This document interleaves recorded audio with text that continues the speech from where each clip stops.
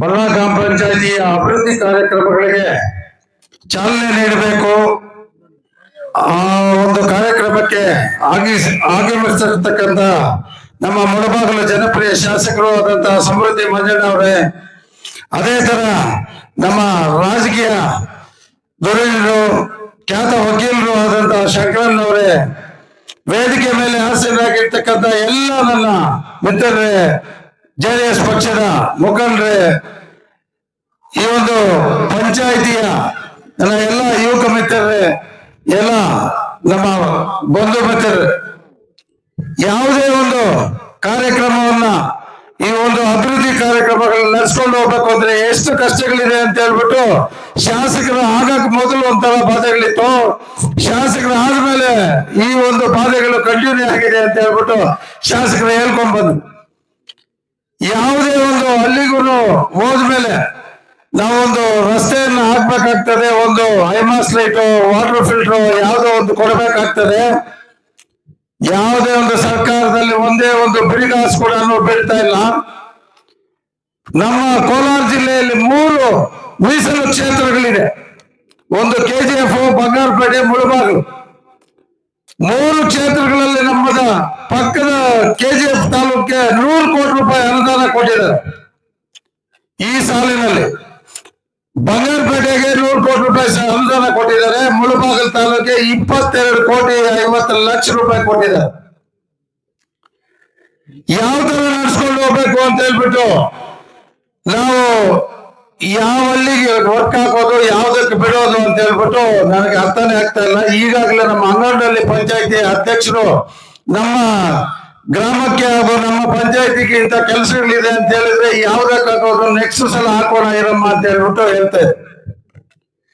ಈ ತರ ನಾವು CM ಆಗಿ ಇವರು ಪ್ರಮಾಣ ವಚನ ಮಾಡಿದಾಗ ಸಂವಿಧಾನದ ಮೇಲೆ ಪ್ರಮಾಣ ಮಾಡಿ ಇವರು ಪ್ರಮಾಣ ವಚನ ತಗೊಂಡ್ರು. ನಾವು ಎಲ್ಲರೂ ಸಮಾನವಾಗಿ ನೋಡ್ತೀವಿ ಅಂತ ಹೇಳ್ಬಿಟ್ಟು ಇವರೇ ಅನೌನ್ಸ್ ಮಾಡ್ತಾರೆ, ನಮ್ಮ ಶಾಸಕರಿಗೆ 50 ಲಕ್ಷ 70 ಲಕ್ಷ, ಬೇರೆ ಪಾರ್ಟಿಯವರಿಗೆ 25 ಲಕ್ಷ ಅಂತ, 25 ಕೋಟಿ ಅಂತ. ಸಾರಿ, ಕ್ಷಮಿಸಿ. ಈ 25 ಕೋಟಿ ತಾರತಮ್ಯ ಯಾವ ತರ ಮಾಡ್ತಾ ಇದ್ದೀರಾ ಅಂತ ಹೇಳಿದ್ರೆ ಇವಾಗ ಸಂವಿಧಾನ ಜ್ಞಾಪಕ ಬರಲ್ಲ. ರಾಹುಲ್ ಗಾಂಧಿ ಅವರು ಸಂವಿಧಾನದ ಒಂದು ಪುಸ್ತಕ ತಗೊಂಡು ಬೀದಿ ಬೀದಿ ಅಲಿತಾರೆ. ಸಂವಿಧಾನದಲ್ಲಿ ಏನಿದೆ ಅಂತ ಶ್ರೀಮಂತ ನಮ್ಮ ಬಾಬಾ ಸಾಹೇಬ್ ಅಂಬೇಡ್ಕರ್ ಅವರು ಏನು ಬರೆದಿದ್ದಾರೆ ಅಂತ ಹೇಳ್ಬಿಟ್ಟು ಫಸ್ಟ್ ತಿಳ್ಕೊಂಡು ಮತ್ತೆ ಮಾತಾಡಿದ್ರೆ ಅವರು ಸರಿ ಹೋಗ್ತಾರೆ. ಅದೇ ತರ ಮೀಸಲು ಕ್ಷೇತ್ರಗಳಿಗೆ ಈ ಪರಿಸ್ಥಿತಿ. ಜನರಲ್ ಕ್ಷೇತ್ರಗಳಲ್ಲಿ ಕೋಲಾರಕ್ಕೆ 75 ಕೋಟಿ ರೂಪಾಯಿ ಈಗಾಗಲೇ ಅನುದಾನ ಬಿಡುಗಡೆ ಮಾಡಿದ್ದಾರೆ. ಮುಳಬಾಗಿಲು ಪರಿಸ್ಥಿತಿ ಈ ತರ ಇದೆ. ಒಬ್ಬರಿಗೆ ಎಷ್ಟಿ ದುಡ್ಡನ್ನ ತಿಂದಾಕಿದ್ರು, ಎಷ್ಟಿ ದುಡ್ಡು ತಿಂದಾಕಿ ಅವ್ರನ್ನ ಕೆಲವು ದಿನ ಬಂದಿಗಾಲದಲ್ಲಿ ಇಟ್ಟು ಇವಾಗ ಅವ್ರಿಗೆ ಮತ್ತೆ ಮಿನಿಸ್ಟರ್ ಮಾಡಬೇಕು ಅಂತ ಹೇಳ್ಬಿಟ್ಟು ಹೊರಟಿದ್ದಾರೆ.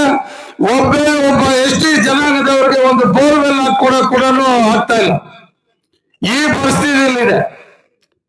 ಈಗಾಗಲೇ ಮುಳಬಾಗಿಲು ತಾಲೂಕಿನಲ್ಲಿ ನಮ್ಮ ಶಾಸಕರು ಏನು ಈ ಒಂದು 10 ದಿನದಲ್ಲೇ ಪಂಚಾಯಿತಿ ಟೂರ್ ಹಾಕೊಂಡಿದ್ದಾರೆ.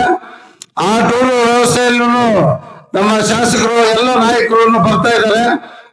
ಆವತ್ತಿನ ದಿನ ನಮ್ಮ ತಾಲೂಕು ಅಧ್ಯಕ್ಷರು ಆದಂತ ಕಾಡೇನಹಳ್ಳಿ ನಾಗರಾಜನವರು, ಕೋಮಲ್ ನಿರ್ದೇಶಕರು, ಇನ್ನೊಬ್ರು ಶ್ಯಾಮೇಗೌಡರು, ಶ್ರೀನಿವಾಸ ರೆಡ್ಡಿ ಅವರು, ಇವರೆಲ್ಲರೂ ಆನಂದ್ ರೆಡ್ಡಿ ಅವರು ಈ ಭಾಗದಲ್ಲೇ ಜಿಲ್ಲಾ ಪರಿಷತ್ ಮೆಂಬರ್ ಆಗಿದ್ರು.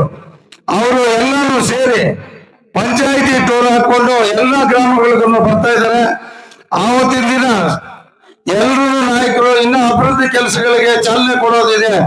ಆವತ್ತಿನ ದಿನ ಎಲ್ಲರೂ ಬಂದು ಈ ಒಂದು ಕಾರ್ಯಕ್ರಮಗಳಲ್ಲಿ ಭಾಗವಹಿಸ್ತಾರೆ ಅಂತ ಹೇಳ್ತಾ ಈ ಒಂದು ಸಭೆಗೆ ಕಳೆದ 4 ಮಾತುಗಳನ್ನಾಡಲು ನನಗೆ ಅವಕಾಶ ಕೊಟ್ಟಂತ ತಮ್ಗೆಲ್ರಿಗೂ ಮುಗಿಸ್ತಾ ಇದ್ದೀನಿ. ಜೈ ಹಿಂದ್, ಜೈ ಕರ್ನಾಟಕ ಮಾತೆ.